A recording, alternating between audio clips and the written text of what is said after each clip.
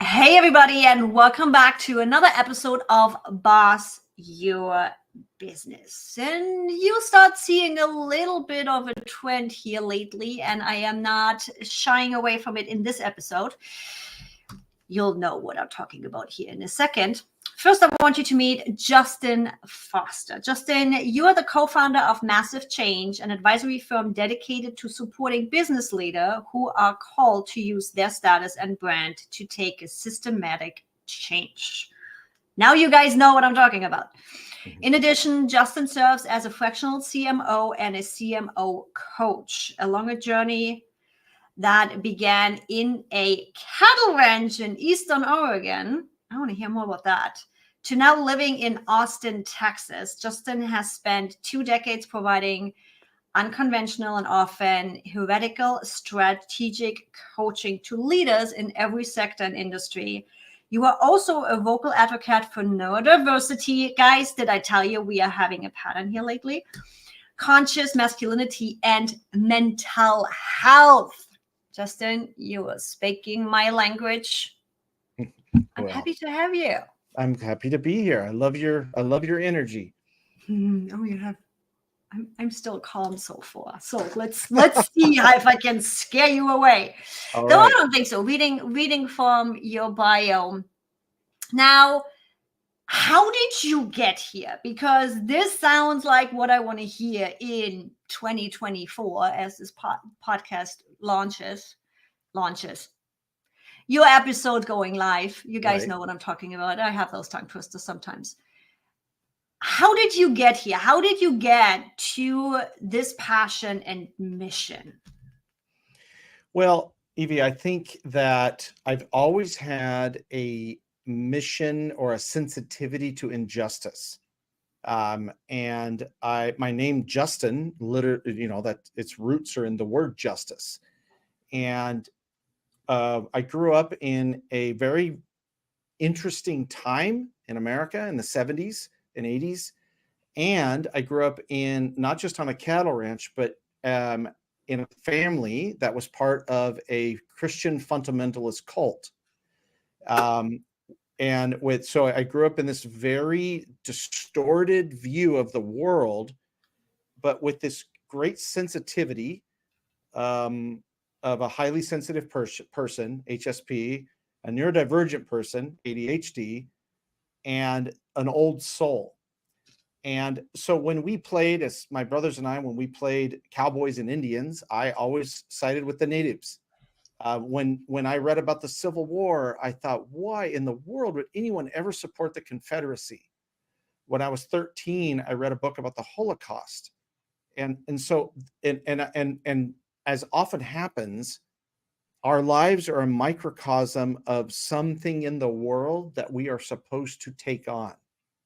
And it took me many years to get to that point where I'm actually where my sense of justice is aligned with my work, partially because as a trauma survivor, you build a hologram, and then you go out and that hologram kind of takes care of you in the world. And I had created an identity, and I didn't know who I was without that identity. Mm-hmm.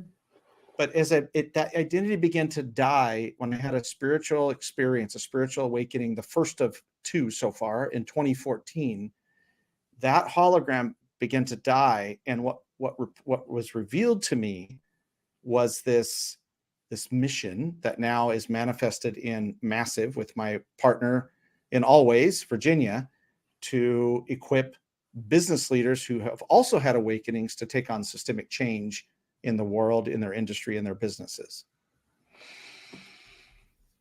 Damn. This is why I like this question, because you never really know which part of the story comes out and how. And yeah, I have to say though, yeah, you're in Austin. Austin is like a bubble in Texas. It is. I'm like, but they say this is true. Austin would not be Austin without Texas.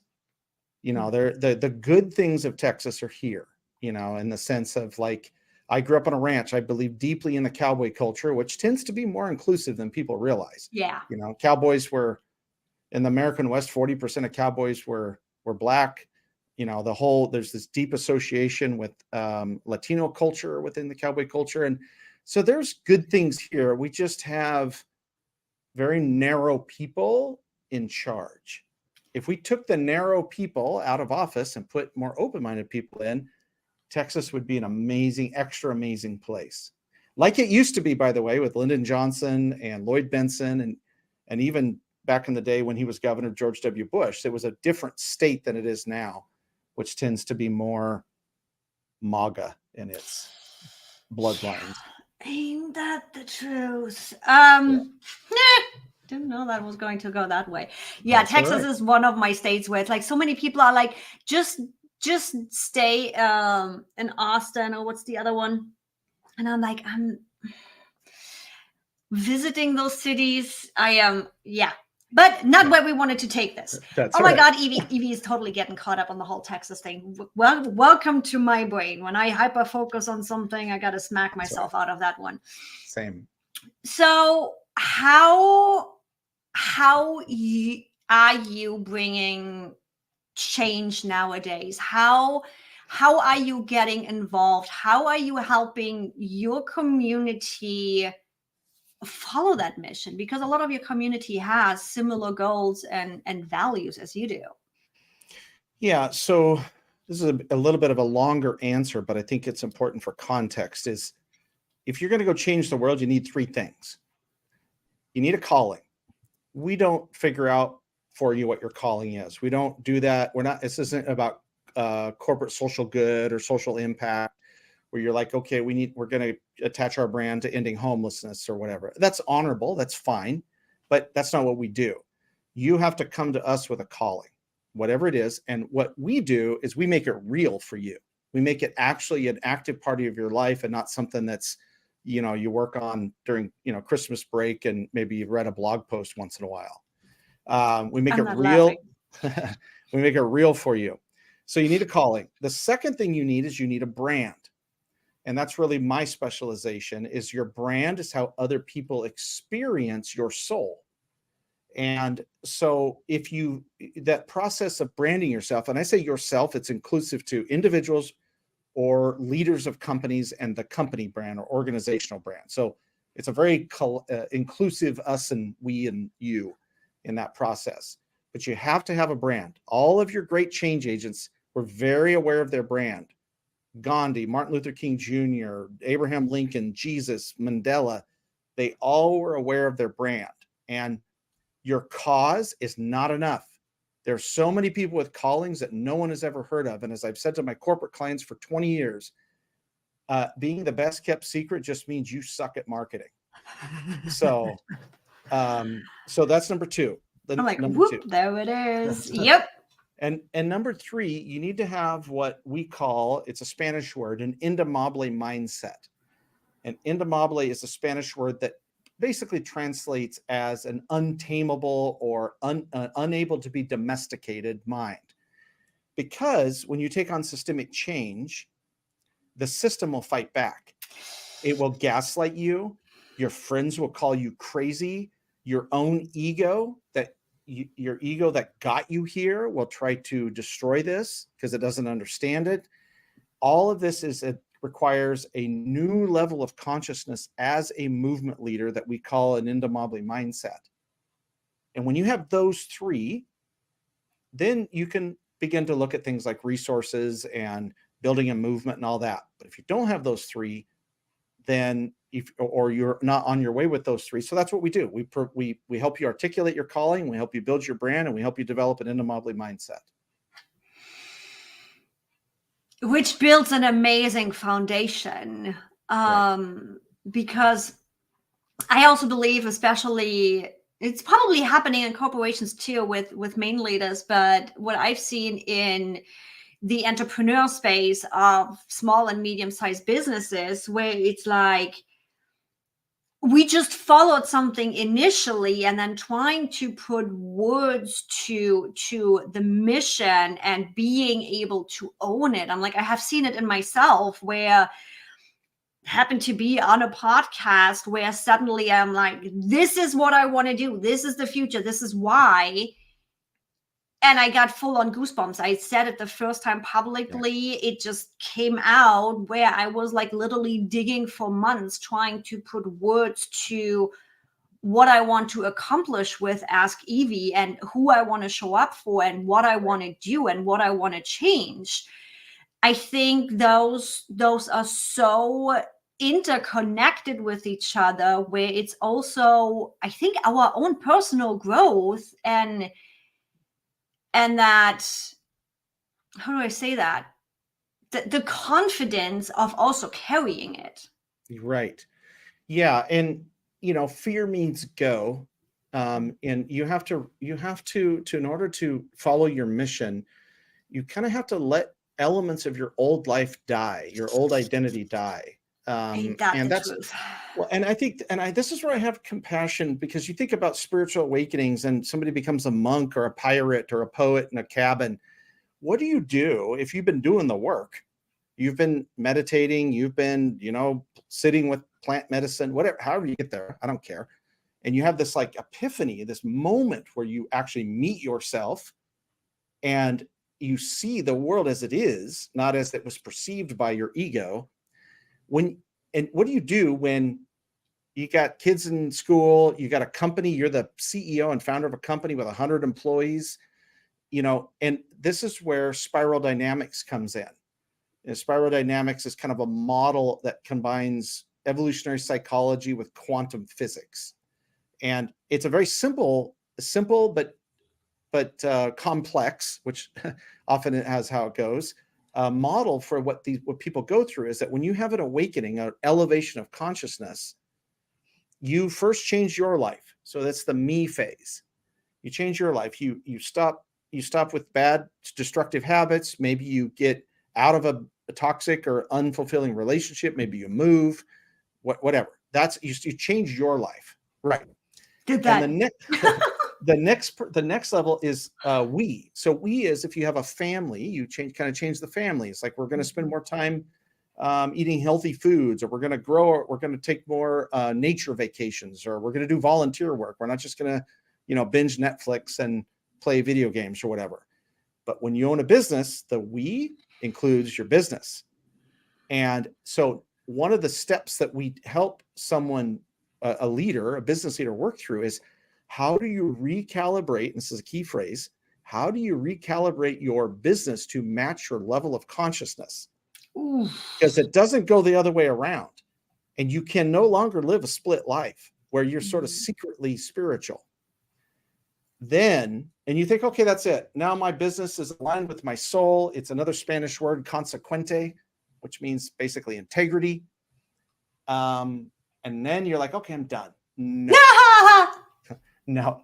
Now you get to wouldn't that be nice? Wouldn't that be nice? I literally just a week ago had a meltdown of, I'm done being conscious. I just want to be dumb in the corner, watch Netflix. I am so tired of this. Yes, fortunately, it just lasts for an hour or so, and then I'm back at it. But yeah, we are never really done. We're never really. I wrote an essay. I write a weekly essay in a community I run called The Third Way, and I wrote an essay called The Shadows Never End. We never get rid of our shadows. We just, there's always new ones. Anyway, that third level is the everyone phase. And that's where you get into complexity science and the fact that movements are ecosystems. So you could be a badass business leader and you have built your business by all the things you've done. Almost everything that you used as a leadership approach, a strategic thinking approach to build your business is the exact opposite in a movement, because you don't control the movement. Now, you don't really control the business either. We just allow you to believe that illusion, but you really can't control the movement. You cannot command followers. You inspire followers. So we teach leaders how to walk this journey from me to we to everyone. Most of our clients come to us where they've already done the work for themselves and they're just like, okay, now what do I do with my business? And they have no idea. And because until we came along, this type of coaching and advisory didn't exist. You're not going to get this at Vistage or at EO or YPO or some business association, This This is why I was excited to have you on the podcast, because it's like, I'm on a similar journey where it's like, can we take the boxes away? Can we take this is the way to do it? Where I'm like, yeah, we can have frameworks. Yes, we can have general ways of doing things, but it comes back down to the driving force. It's like, I can deliver the same service in like 10 different ways, but it needs to be aligned with my personal values. Mm-hmm. It's like it's interesting. It literally on a low level as just which offer to choose. You go Right. out there and you look at so many people say VIP days is the solution, course creation is the solution, and I'm like, bullshit. Yeah. VIP We don't days, know. yeah, great for a cash incentive, but they do not provide safety. If my highest value is a safety, I need something that creates residual income, and I have a more steady income rather than the roller coaster. And Right. starting as simple as that, all the way to making an impact of bringing in a change where it's like, it is so core based that you can't just put somebody in a box and say this framework is the one for you to do. That's right. And there's this universal law almost of the soul, which is if you express who you really are to the world, the market will tell you what it's worth. There is sort of conscious free market capitalism. It does work. You look at, the famous John Mackey and conscious capitalism movement that came out of Whole Foods or Patagonia or others. It does work, but you can't do that if you don't know who you are. And so I see this very commonly with companies run by men. Men have where there's this general crisis of masculinity because the power structures that we built are being dismantled, and that's terrifying because our identity is very much attached to the power. It's like we have sort of a phallic obsession with systems that benefit us. And so so I think about this. When you were doing your work, and were you self-employed when you began to have an awakening? And I've I'll been bet you self-employed since pretty much always. Yeah, same. Yeah, and this is an indicator is you started to have boundaries in yourself. This is what I will and will not do. This is who I will be and will be. Well, that same thing happens in business. You're like, no, there's a no asshole rule. Like, I'm not going to work with assholes. I'm not going to make assholes more the famous. Peter charge. Right. I'm going to charge you double because you're a pain in the ass. Right. Or unwilling to fire a customer that's a pain in the ass, or this is to the point too, willing to be Machiavellian, to have moral relativism about marketing practices. That there's no way, if you're a conscious person, that you would market to someone the way you wouldn't want to be marketed to. But that shit is completely justified in the lower conscious business world. All of that changes for you. How you market, how you hire, how you build products, as you're expressing, it all changes. Oh my God. Yes. Yeah. I'm like, and even without having had the conscious recognition of it, it's been interesting to see the changes with my team, how we talk with each other, what's happening, the response I'm getting. And like in an upcoming episode, the audience will hear where I'm like, I literally fired my best person 3 times because things weren't aligned, but we still got along well. And now we both are on the level where it matches nicely, where she has found herself, she is getting more outspoken about her mission and values. And now suddenly it completely clicks. And it's like, I don't even need to say anything, where it's like, there she goes. And things just work so much smoother and so much nicer. And we are both, without having planned for it, pulling in the exact same direction. And again, I'm like, unconsciously, I didn't really honestly pay attention to it. We just started paying attention to it of, okay, what worked with hires, what didn't work with hires, where I literally just make the list and based on that made the decision. Now thinking of it more in the elevated conscious mind, yeah, it makes complete sense why I'm like, we're going to run personality tests. How is your brain working? What do you care about? What are your values and all that stuff? Right. Almost all of our social conditioning about business as entrepreneurs or business leaders is masculine, linear, and machine-based. It's what I call smokestack thinking. So it's industrial age thinking.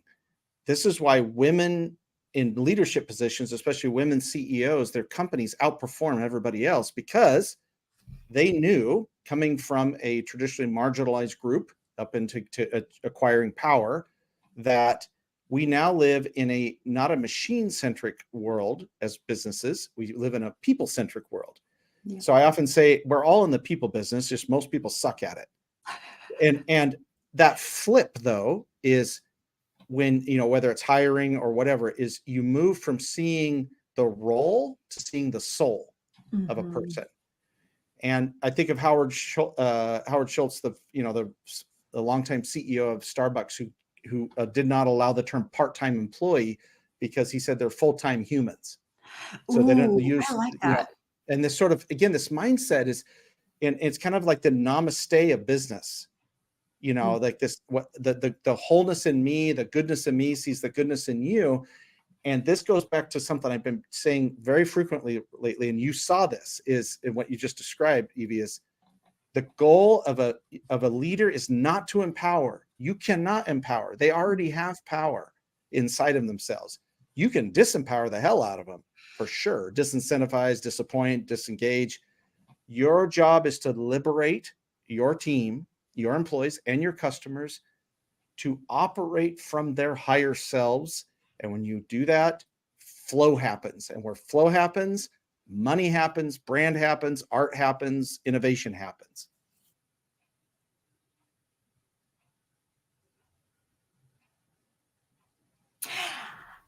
That was another one where I didn't even think about it like that. Where I'm like, yeah, because that's exactly what's happening right now. My core team, they are in their genius. They are perfectly positioned. They love their job. They get to do how they think, how they do. And the floodgates are just opening. Right. Flow. Huh. Yeah, which is feminine energy. Feminine energy flows. Oh my God. When you were talking about boss, right? A lot of the masculine and all of that. I'm like, yeah, that is my journey right now, where I'm like stepping out of the masculine, stepping out of that into more of the feminine, into more of the flow, into more of my feelings rather than just the thinking. Right. Holy crap, that has been a job. Well, and then it's about integration, between the masculine and the feminine. The masculine is more logical, linear, literal, strategic, great at logistics, great at execution, great at getting shit done, great at, bringing a carcass back to the village. You need that stuff. If you're too feminine in your business approach, you're going to get your ass kicked. But most are not. Most go the other way, which is they're way too masculine. And this is the thing that you'll also learn when you embrace consciousness as a business leader, is that intuition is data. Instinct's terrible. Instinct's about survival. And you make a lot of dumbass decisions going off of instincts. But intuition, use that word on purpose, is never wrong. And think about that as a competitive advantage, that you can make intuitively based strategy decisions, and that advantage is you still are using data. You're just using data that comes from the quantum field, not just because it showed up on a spreadsheet. So how do I make the distinction? How do I recognize when it's intuition and when it's instinct? So it depends on the person, but you can tell it in your body. Intuition comes from the heart center. they say, I feel it in my gut. That usually is instinct. Because if you believe in the chakras and all that, the ego is stored in the stomach. So we have these somatic responses to instincts that are just our animal brains giving us information, and then our neocortex using association and social conditioning to tell us a story about why we feel that way. And intuition is quiet. Instinct is loud. Instinct says, run, attack, hide. Intuition is, go ahead and do that. It's okay. That's another indicator. It's the way it sounds is different. And the third, one of the other indicators that instinct is always for your benefit or the benefit of the people, or only the people around you. Because again, it's mammalian mostly.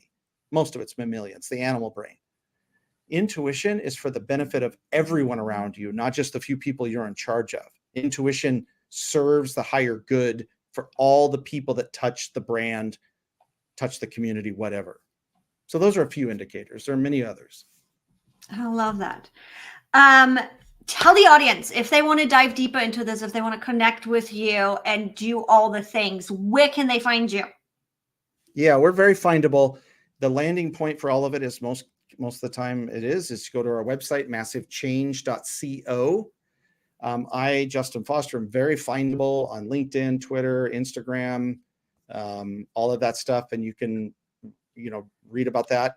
We have a community on Substack called Making It Massive. You can link right to it from our website. And those are some of the best ways to engage with us. And then you'll notice that we do have an experience called the Moonshot. It's a 3-day immersive experience, private, not a group, where you come to Austin and we help you make your calling real in your business or your career. And so all of that you can find on our website. I love that. And as always, guys, go look up Justin, go connect with him. You will find all of the links in the description. As always, easy to click for you. So go dig deeper. Thank you so much for coming on today. I have a feeling this is just going to be the first one of you joining me. I have a feeling we're going to have another episode here in the near future because this is way too much fun. Yes. Thanks so much for joining me. Thank you. Thank you so much. You're really good, a really good host. I love your energy. Thank you for the great questions and for having me on. Thanks so much for coming on. And thanks everybody for listening again. Don't forget to hit that follow button and leave a review. Tell Justin how you liked the episode.